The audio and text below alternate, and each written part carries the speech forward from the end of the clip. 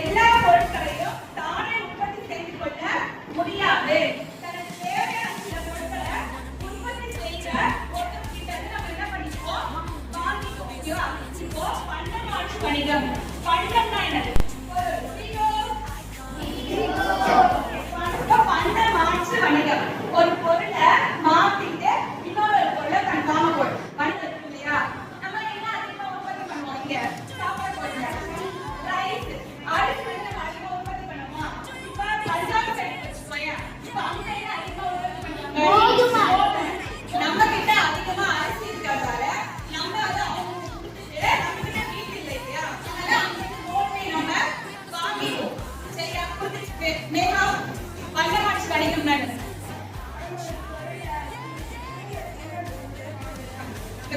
ஒரு பொருள் அதிகமா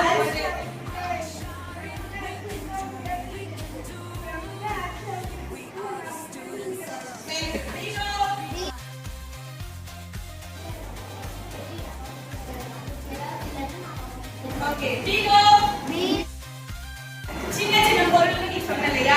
சின்ன சின்ன பொருள் கிடையாது. சின்னதா எப்படி சொல்றலையா?